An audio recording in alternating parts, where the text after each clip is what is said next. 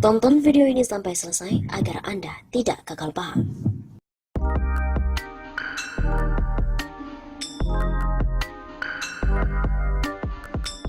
Permasalahan ada di Jokowi, kalau turun hilang semua permasalahan bangsa. Permasalahan bangsa Indonesia sebenarnya bisa selesai dengan turunnya Joko Widodo sebagai presiden dari jabatannya.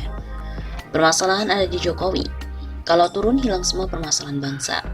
Bisunya ini ada di Jokowi, kata mantan anggota DPR Joko Edi Abdurrahman pada hari Ahad 2 Agustus. Menurut Joko, selama Jokowi memerintah, kerusakan Indonesia dalam bidang ekonomi semakin parah. Sebelum COVID-19, pertumbuhan ekonomi bisa 4,9%. Masuk COVID-19, pertumbuhan ekonomi minus 4%. Secara ekonomi, Jokowi tidak boleh di situ. Jelas Joko. Joko juga mengatakan rakyat Indonesia sudah sangat bersabar terhadap Jokowi agar melakukan perubahan yang lebih baik, tetapi kebijakannya makin tidak berpihak kepada rakyat. Sudah sampailah kesabaran masyarakat agar Jokowi berubah, namun semakin parah. Di saat COVID pertumbuhan di tingkat bawah, anehnya kelakuan semakin korup. Dan Undang-Undang Minerba, Undang-Undang SDA banyak juga yang dikorup. Begitu pungkasnya.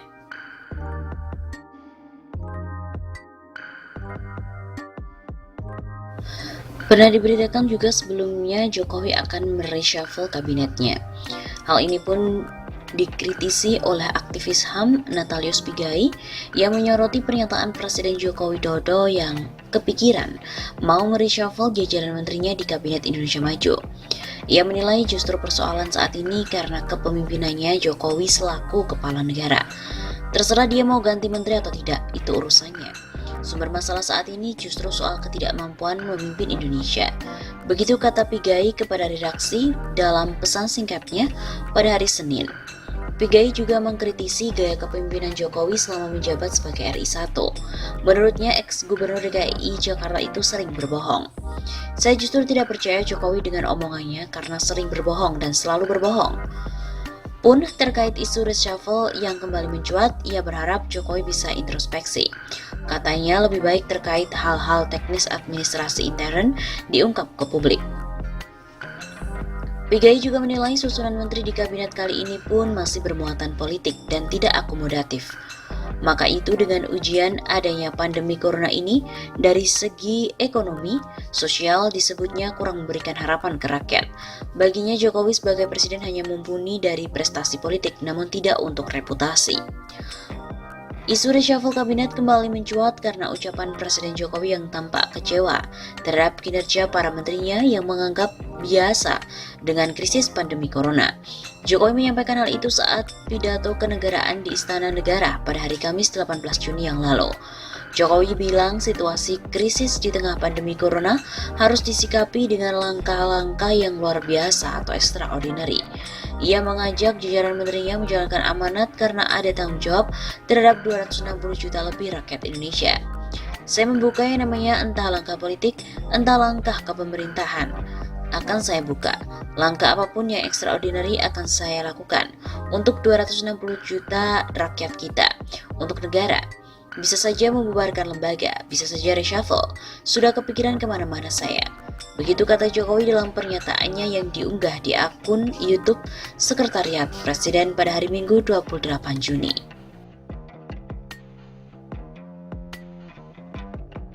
Selain itu, terbaru Jokowi juga mengakui tata kelola pemerintahan yang berbelit-belit menjadi sumber masalah.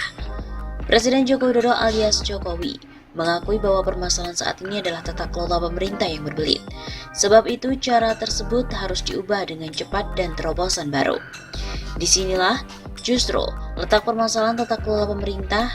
Semua memang harus kita ubah semuanya, kata Jokowi saat memberikan arahan pada para peserta program kegiatan bersama Kejuangan atau PKB Juang tahun anggaran 2020 melalui siaran telekonferensi di Istana Bogor, Jawa Barat pada hari Selasa 28 Juli.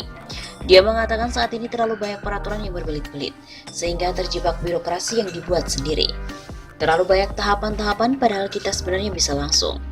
Sebab itu, dia meminta pada semua pihak agar berani mengubah cara kerja menjadi tidak biasa, membuat terobosan melalui proses administrasi hingga berbagai langkah untuk memenangkan kompetisi.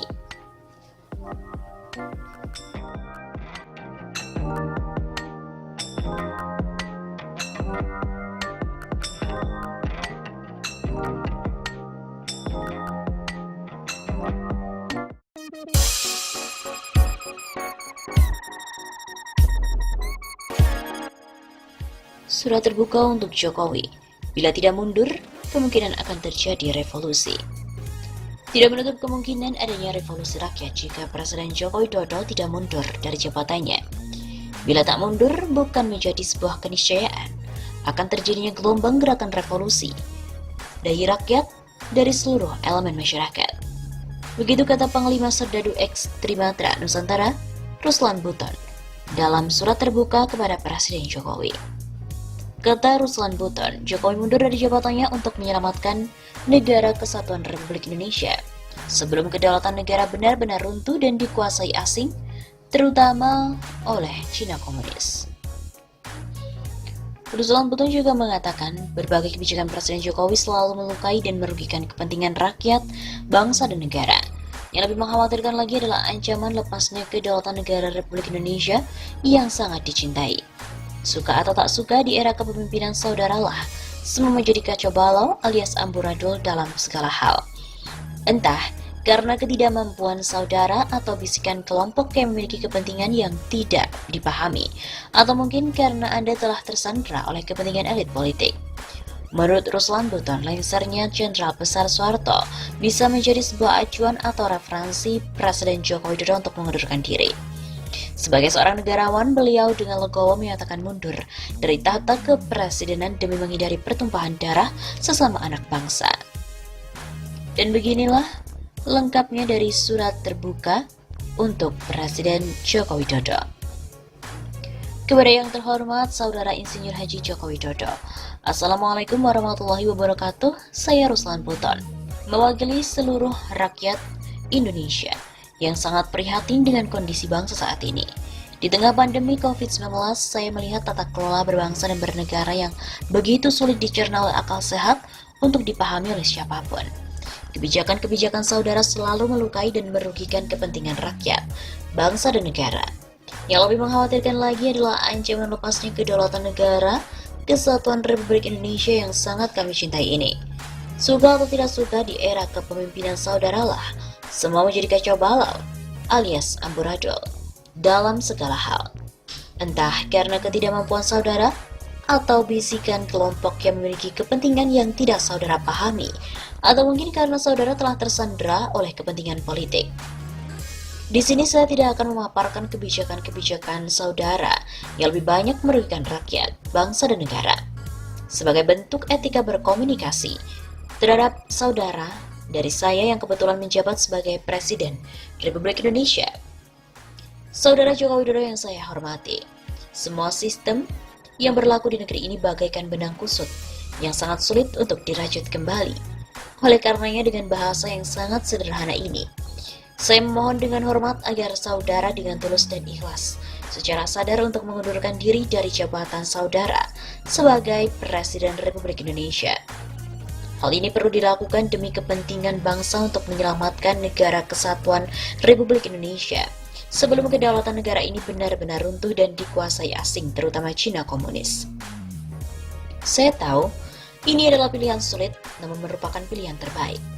Saudara seorang negarawan yang pastinya ingin membangun negeri ini. Namun harus jujur saya katakan bahwa saudara belum memiliki banyak kemampuan untuk membangun bangsa yang besar berdasarkan amanat Undang-Undang Dasar 1945. Sehingga terjadilah kebijakan-kebijakan yang menjadi blunder politik yang sangat merugikan rakyat, bangsa, dan negara. Saudara Joko Widodo, sekali lagi saya sampaikan bahwa solusi terbaik menyelamatkan bangsa dan negara, kesatuan Republik Indonesia ini hanya ada satu. Saudara harus bersikap kesatria dan legowo untuk mundur dari tahta kepresidenan. Namun bila tidak, bukan menjadi sebuah keniscayaan akan terjadinya gelombang gerakan revolusi rakyat dari seluruh elemen masyarakat, seluruh komponen bangsa dari berbagai suku, agama dan ras yang akan menjelma bagaikan tsunami dahsyat yang akan meluluhlantakkan para pengkhianat bangsa. Akan bermunculan harimau, singa, dan serigala lapar untuk memburu dan memangsa para pengkhianat bangsa.